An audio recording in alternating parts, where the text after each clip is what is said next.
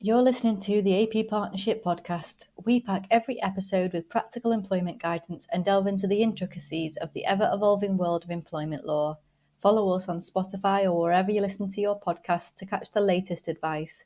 Just like our employment service, our goal is simple: to empower you with knowledge that will protect your employer rights and help you make informed decisions. I'm your host, Holly, and today we're going to be talking about disciplinaries. In this episode, we'll explore how and when employers can undertake disciplinary actions, what type of behaviour may warrant disciplinary measures. I'll also be breaking down how to start a disciplinary procedure and the importance of following a fair and reasonable process. Disciplinary procedures are not only about addressing issues, but also about promoting a workplace environment that values fairness, communication, and employee well-being. By following these guidelines, as an employer, you can navigate the disciplinary processes with empathy and professionalism. So what should you do before a disciplinary process? So before you initiate a formal disciplinary procedure, as an employer, you are encouraged to explore informal solutions first to address the problem, because sometimes a formal disciplinary process just isn't relevant or appropriate for the situation. So first things first, address the issues informally, involving private discussions with the employee involved or employees, as well as any other staff affected by the situation. It's crucial for you to listen to the employees' perspectives and work collaboratively to agree on any improvements that you may be able to gain from that situation. So in cases where performance is the heart of the issue, implementing training or development could be a good plan and a constructive approach. So you need to look at the reasons why things have gone wrong and reasons why you should consider taking the formal route if you decide the informal route is just not appropriate. So there are a few different categories which I'm going to go through of reasons why you might take disciplinary action. So the first one is capability issues. So capability or performance issues revolve around an employee's skills, ability to fulfill their responsibilities and do their job, basically. As an employer, you're advised to follow a procedure that is able to support and train and encourage an employee to improve rather than try and put them down on not being good in certain areas. The second category is misconduct. So misconduct happens when an employee's behaviour violates organisational rules. So this could be bullying, harassment, unauthorised absences. There are a lot of examples of this, and each organisation may have its own set of rules and ways to define misconduct, because it really depends on the type of organisation you're running and the industry that you work in as well. The next one is gross misconduct, and this is where certain actions are deemed as gross due to the severity and significant consequences that have happened because of their actions. So this could be fraud, physical violence, gross negligence, serious insubordination. As an employer, you need to conduct a comprehensive investigation in cases of gross misconduct, because following the full disciplinary process is vital, and you don't want to get into situations where you're having to go to the employment tribunal because you have not followed the right steps after an employee has been found of doing something really, really wrong. You also have misconduct outside of the workplace. So this is where employees could face disciplinary action for things that happen outside of work, outside of the office, which could have consequences or repercussions for the company. So for instance, behaviour at a Christmas party, at a function, inappropriate behaviour or misconduct elsewhere, which has a bad impact on the company. This could even extend to writing or posting things online which are not appropriate or lawful, for example. This could have an impact on the company, which therefore amounts to gross misconduct outside of the workplace. So in one case, It was found that an employee was fairly dismissed after posting comments on Facebook. So the company that this employee was working for, which was Apple, one of their clear policies was that they shouldn't post derogatory comments on social media, and this could be a potential gross misconduct. So in this case, the tribunal found that the employee's behaviour online did amount to gross misconduct because it compromised the values that Apple had and their reputation. So the first thing that you need to do if you find that an employee has acted out of line or done something which is not in line with your values or your organizational culture, maybe it's a competence issue or misconduct, the first thing to do, if you believe that there is some kind of wrongdoing and you have a reasonable belief of this, perhaps people have come to you and spoken to you, perhaps you've seen things, perhaps they've come in late every single day and you've clocked this. If you have a reasonable belief, then you should carry out a thorough investigation to try and gather the facts and the evidence that there is available. This would normally include an investigatory meeting with the employee who is supposedly the alleged wrongdoer, and then anyone else that might be involved. You should then look at all the facts and evidence that you have and decide whether disciplinary action is the best way to move forwards.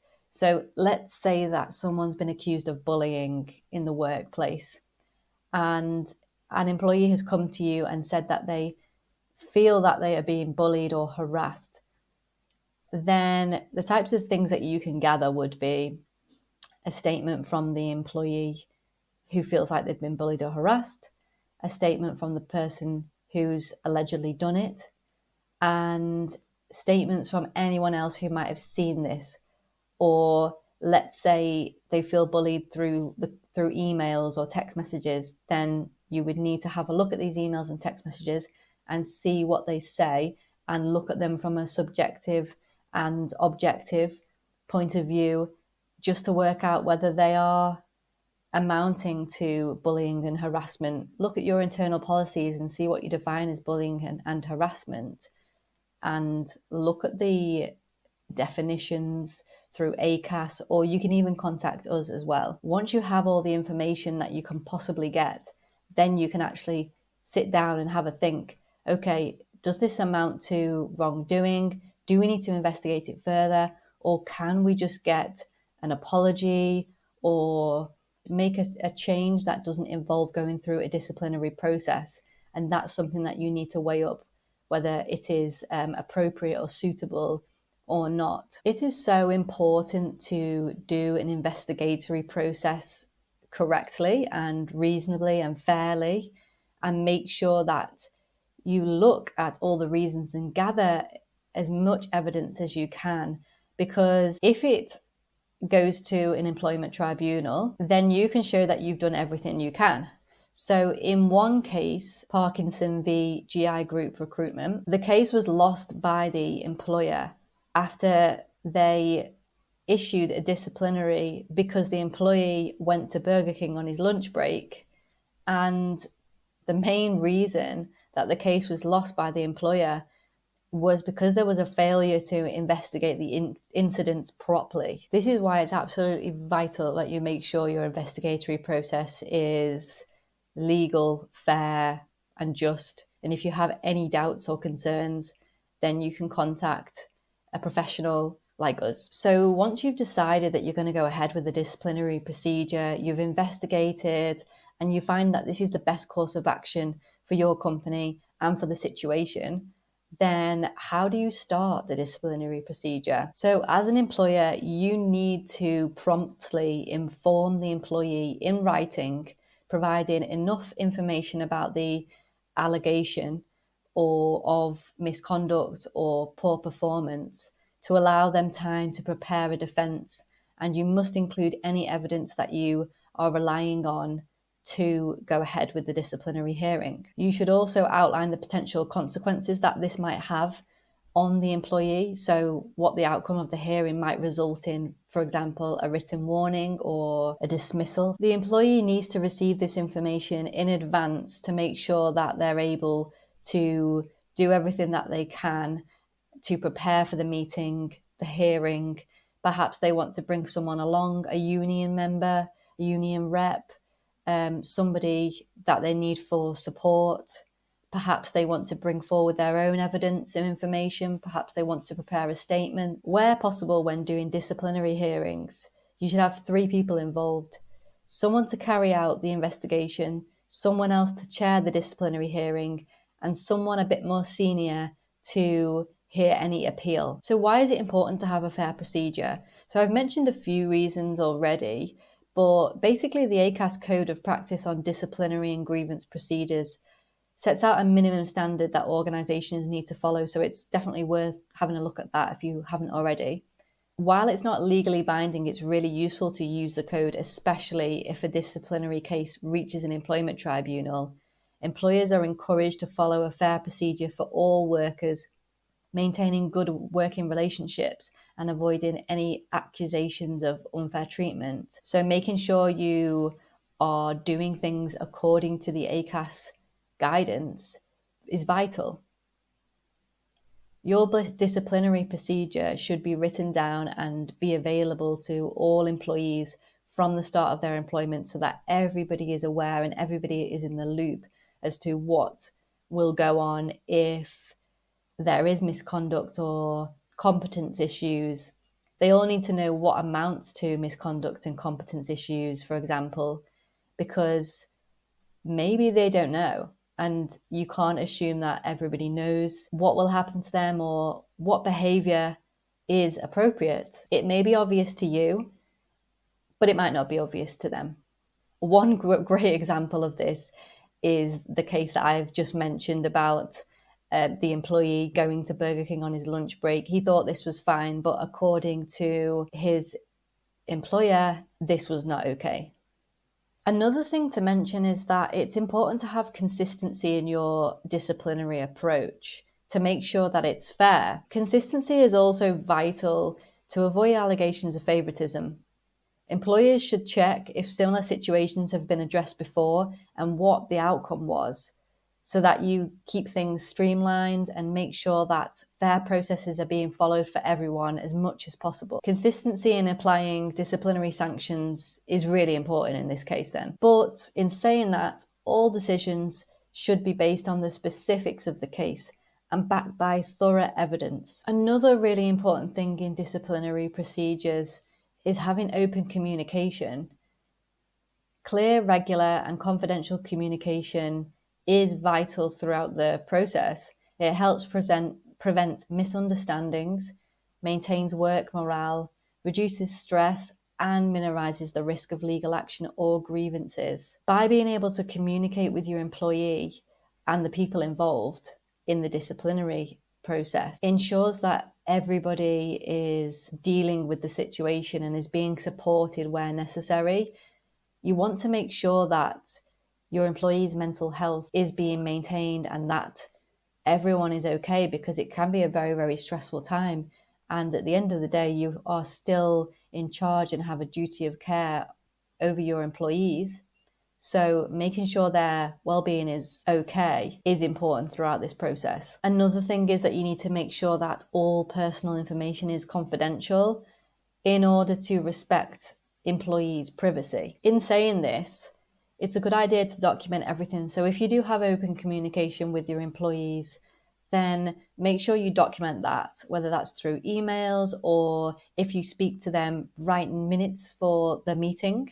Make sure you write down what you've said, what the employee has said, and anything that you have suggested or recommended. Let's say you suggest that they go and seek support or counselling to help them with this process, help them with stress or anxiety, for example, then make sure that you've written down and documented that you have done this and suggested this.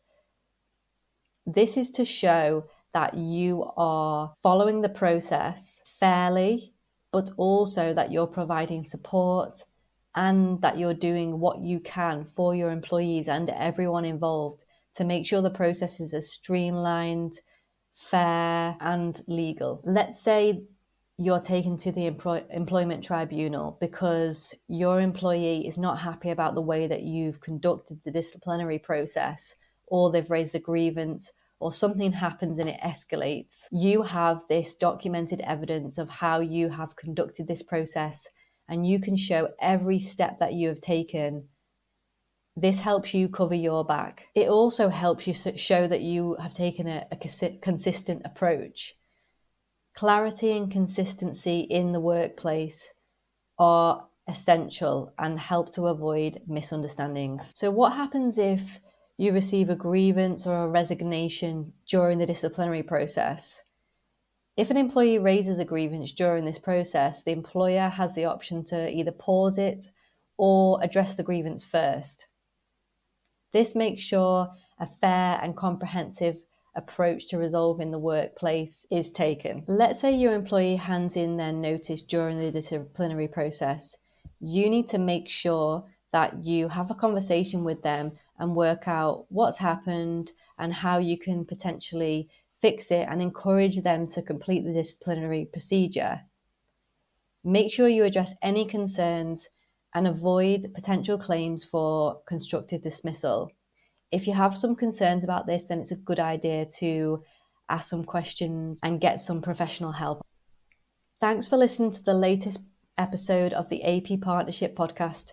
At the AP Partnership, our consultants' vast range of experience and skills mean you can call in on our HR, employment law, and health and safety expertise as and when you need it at a budgeted cost. You have access to our decades of combined expertise to allow you to get the most from your biggest overhead, your employees. Make sure you listen to part 2 of our Disciplinaries series, where I'll break down exactly how to do the investigation and hearings in the best way possible. If you have any questions about what we've spoken about today or any other employment matter, don't hesitate to contact us for more information. Email us at info@appartnership.co.uk. All of our details will be in the podcast show notes. See you in the next episode.